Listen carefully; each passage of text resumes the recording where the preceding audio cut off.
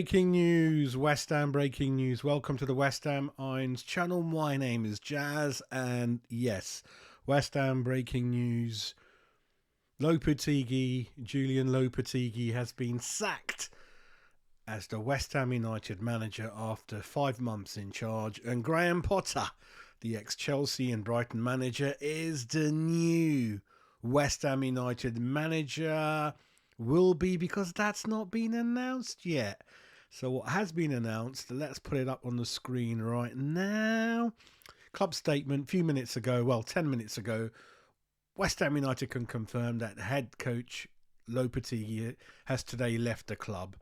The first half of the 2024-25 season has not aligned with the club's ambitions, and the club has therefore taken action in line with its objectives.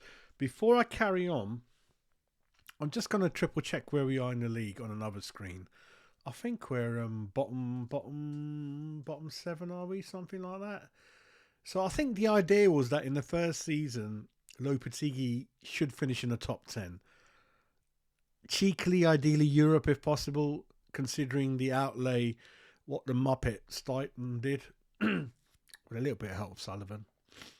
So I think top 10 was a minimum, but I had in my mind, we're 14th. We are same points as Man United, 1 point behind Spurs if you want to compare.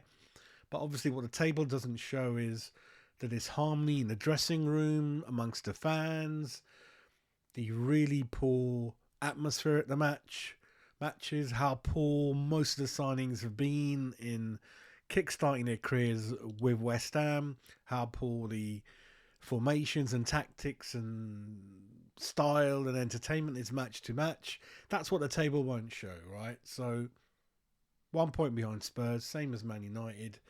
But I think the story's a bit more than that, really, and I don't think it was going to improve much really going forward.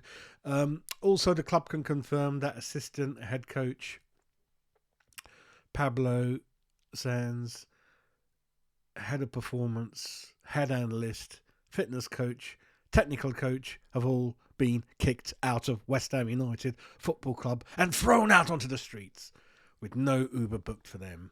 The board would like to thank Lopetegui and his staff for their hard work during their time with the Hammers, and we wish them every success for the future. The process of appointing a replacement is underway. But like I said in my show earlier on, contract and everything's been signed and agreed earlier on anyway. So I think it's going to be... See, we don't know what the club's going to do we? We all know that Potter's in. When they will announce that, will they give it a day? Don't want to do it on the same day. Will it be tomorrow morning? I think it'll be tomorrow morning because they're going to do the photos this evening. And you know, Carlton Cole, those guys are going to interview him. So I don't think Potter's going to be announced until tomorrow. I'm guessing, with the photographs, with the interview, with all that bullshit. Do you know what I mean? So they're going to give a day's grace, respectively, between Lopetegui going. I just want to make a comment about you guys who are obviously unhappy with the way Lopetegui's been treated. Listen, it's the way things are done in football. Players are tapped up. Managers are tapped up. Declan Rice, our beloved Declan Rice, having Christmas dinner with Arteta, talking about agreeing with him in December to join him. It happens, right? Same time, before you officially sack your manager, you do go in the back and agree terms with a new manager. It just happens. So I am not one of those who is upset or gives a shit about the way Lopetegui has been treated. It's a job. He will be paid up for the remainder of his contract, unlike you and me, who've got usually a few months here and there in terms of a notice. So I ain't one of those. They're well looked after financially in football, and you've got to think about it as being a different environment than you and me are used to in our own work, right? So I don't really give a shit about that. It happens in football. It's the same when players don't perform. They sit on their arse, get paid up to their contract and refuse to move. Same time someone comes along, they don't want to stay when they do well, or they want to put a clause in there, like Kudos, who's been a soppy little shit. It happens. It's football. I don't give a shit. Anyway, I thought I'd put that point across. Right, you guys are getting too soppy.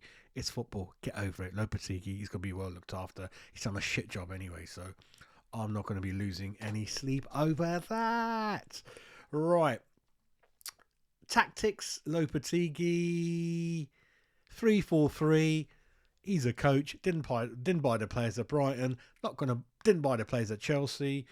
Not gonna buy the players at West Ham. And for me, I think 100% that's the way it's going to happen. I'm pretty clear with that. There's no lying from Sullivan in terms of whose players are who. Going forward, Stighton's going to be the next one gone, like I predicted months back. So for me, it's a clear direction. It's one direction. And I think Potter's be all right with that. Sullivan, I think he's all right signing players. He's no worse than Tim Stighton or some of the ones David Moyes used to find now and again. So I'm kind of okay with that. Playing style, I don't know too much about. It's attacking. It's kind of high pressing. It's winning the ball back quickly. It's high energy. So I think it'll be better than Lopetegui, right? I'll stop at that. I don't know anything more than that. I don't want to blow any bubbles up his backside. I want to respectively wish him the best of luck at West Ham United, and hopefully it'll be better than Lopetegui. I think it will be better than Lopetegui. By how much and in what way, I ain't sure. I'm not sure about that. Sorry, I just bloody, you know what I'm like. I love banging into things and touching things and doing all that kind of stuff. You know what I'm like, innit? But anyway, right, Where was I? Yeah. So even the videos out there, they're not that detailed in terms of what type of tactics he really does. He's just very qualified, got 2 degrees in sports related subjects. He's an academic, professor type, a very nice guy, honest, nice to talk to, and that's about it. He's not really exciting. He's not someone that will walk into a room as a big character, big personality that you look up to him, you'll be wowed by him, or as a player that you probably want to play for him in a different kind of way, respectful way. Motivation, how much can he motivate someone? I don't know. How much can he handle characters like Kudos? I don't know. Right, so a little bit we know about him, a lot we don't know about him, but we'll wish him the best of luck, and it certainly won't be any worse than what's been happening. So hopefully I'll enjoy my football more and more, and I'll begin to go. I mean, I'm going to be at the Crystal Palace game, so hopefully I'll be entertained more than I have been. What does it mean in terms of the history of West Ham, which I love to look at? Let's look at a couple of things. I'm going to put a couple of things on the screen for you, naughty children. Right. How does he compare with managers in the past at West Ham United? Look at that last column, points per game.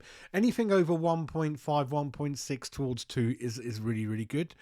And not surprisingly, a couple of things that surprised me. Yeah, there's not many near that 1.5, 1.6 figure. But David Moyes, it shows that good job he done, 1.53, which is good. It's about as good as it's going to get as a West Ham manager in recent times, right? Lopetegui 1.18, time in position 191 days, which is one more day than David Moyes' first stint. Interestingly enough, Pellegrini was 1.30. Bilic 1.43, which is kind of all right. Allardyce 1.39. Grant was really bad at 1.21. We went down. Zola 1.11, really bad, isn't it? But Zola was there when we had no money. There's that Icelandic thing going on. He came at a really difficult time, Zola baby.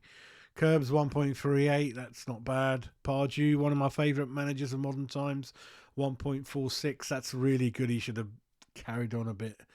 Look at Brooking, 2.18.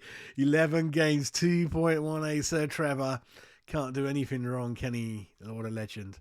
2.33 in his other sort of spell, really. Let's have a look at the last list. And it's shocking for one reason is that look how few managers there were even up to Glenn Roeder's time.